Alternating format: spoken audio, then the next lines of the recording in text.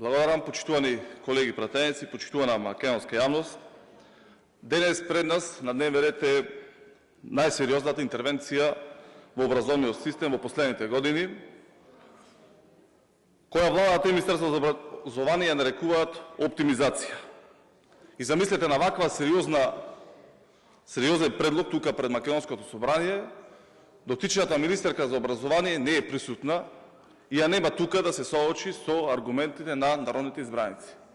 И самиот факт што на овај предлог закон се подпишани само 5 пратеници, покажува тоа дека самата министерка бега од оваа работа и ја префрала тука на пратениците на собранието.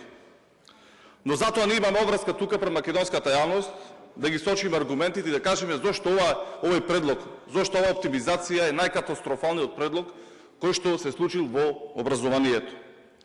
Она кој што денес го гледаат наставниците, родителите и учениците не е реформа, тоа е неизвестност, тоа е страф, тоа е чувство дека повторно некој зад затворени врати носи одлуки кои ќе имаат далекосежни последици за иднината на образованието.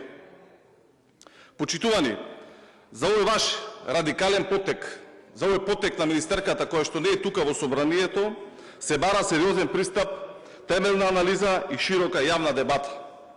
Наместо тоа повторно гледаме импровизација, нетранспарентност и опит за наметнување решенија без вистинска комуникација со наставниците, родителите, синдикатите, општините, локалната заедница, оние кои што се најзасегнати од ова. Она што денес им се нуди на граѓаните е сурова реалност.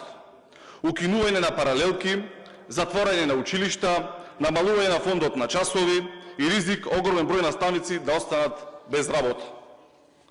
Особено загрижува фактот што најголемиот удар ќе го почувствуваат помалите населени места и руралните средини. Наместо да ги зајакнувате овие средини и да создавате услови младите да останат таму, вие практично им порачувате дека нивните деца ќе мора да го напуштат сопственото место на живеење за да можат да посетуваат настава во друго место. Што значи оваа така наречена оптимизација? Тоа значи дека учениците од едно населено место ќе се превезуваат во друго населено место. Тоа значи дека децата ќе поминуваат часови во автобуси, наместо во училиштните клупи во сопствените места. Тоа значи дека ќе се затворат училишта кои со децени биле символ на животот во тие средини и општини. И токму затоа јавноста со право поставува едно многу сериозно прашање. Дали за оваа оптимизација се создава простор за нови милионски тендери за превоз на ученици? Кој ќе го организира превозот? Колку ќе чини самиот превоз?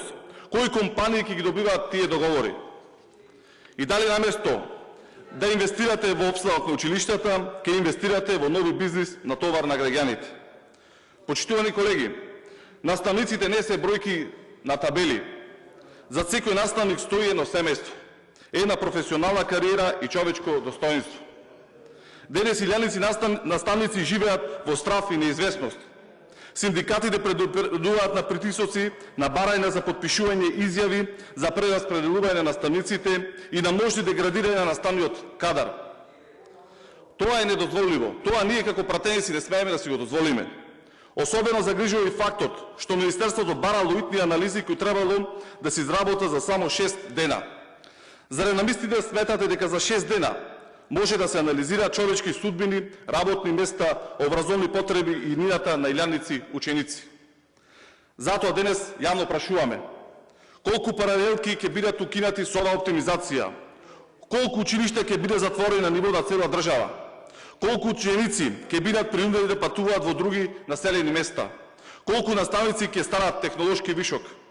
Колку наставници ќе останат со намален фонд на часови и намалени примања? Колку средства ќе бидат потрошени за превоз на учениците? Дали ова се прави за да се продолжи онаа ваша вамаровска тактика да се обогатуваат ваши партиски фирми?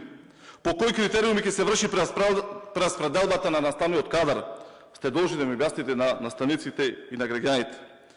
И дозволете ми да поставам едно конкретно прашање кое го поставуваат синдикатите, кое го поставуваат граѓаните, кое го поставуваат наставниците. Во општините од Пелагојскиот регион Прилеп, Долнени, Кривогаштани, Могила, Новац и Крушево, според достапните информации постојат над 45 подрачни училишта и училишни со паралелки со помал број на ученици. Колку од овие училишта и подрачни паралелки планирате да ги затворите со овој закон? Колку деца од овие општини ќе бидат принудени секојдневно да патуваат во други населени места? И дали е направена анализа какви ќе бидат последиците врз животот во овие рурални средини?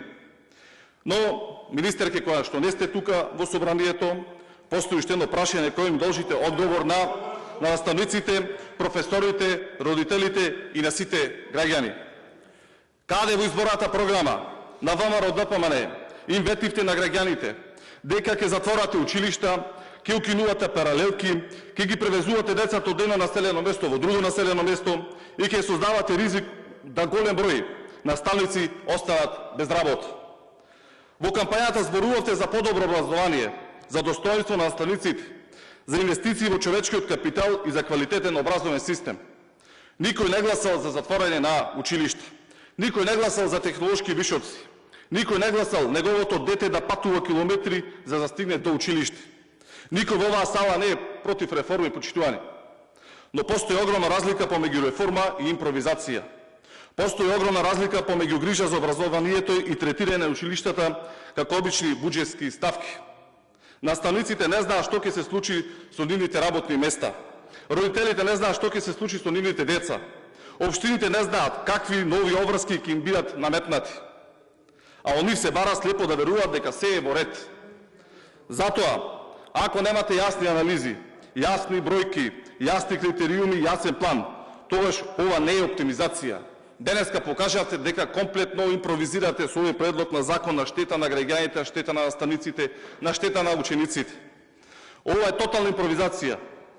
И затоа предлагам, повлечете го овој предлог на закон. Ова е катастрофа која што ја правите и во образовниот систем.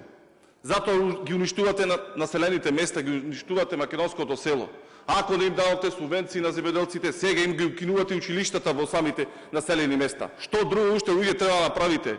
Ова е тотална катастрофа. И затоа, кога ќе затворите едно училиште, имате на ум дека не затворате само една зграда. Затворате делом иднината на една заедница, на едно населено место, на едно село, на еден град и на една држава. Благодарам.